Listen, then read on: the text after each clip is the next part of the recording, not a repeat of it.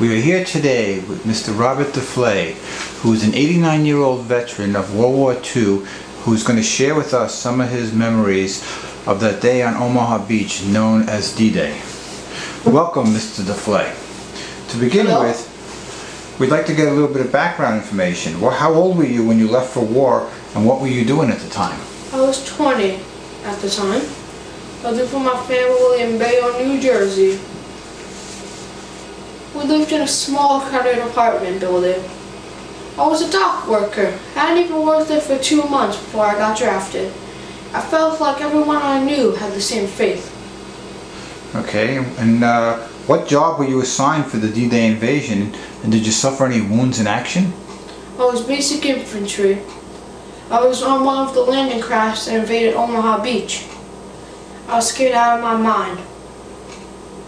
I pulled through with a little scratches, but no major wounds compared to what I saw on the battlefield. What kind of training did you receive? I had 7 weeks of training before I got shipped off to England. It was 3 weeks of boot camp and 2 weeks of rifle practice. After that, we were flown over to England, where we were trained for the D-Day push, treading in water and building up our physical endurance. There was also a medic training course that was offered. And what was your most vivid memory of this time? My most vivid memory would be when the landing craft finally docked on the beach. As everyone flooded out, I looked behind me and I saw one soldier just staring there, frozen in his place. I shouted at him, trying to get him to wake from his terror, but nothing budged him.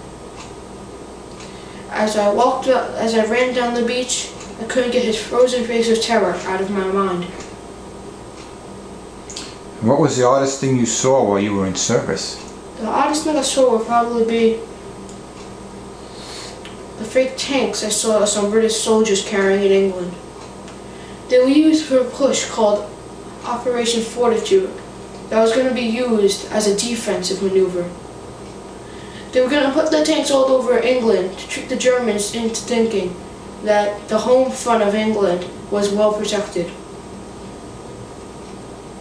What was it like on the beach that day? It was horrible. I could not avoid stepping on dead bodies as I ran down the beach. They were scattered everywhere.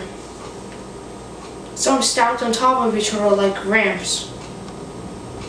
It was horrible. It was nothing that I was prepared for.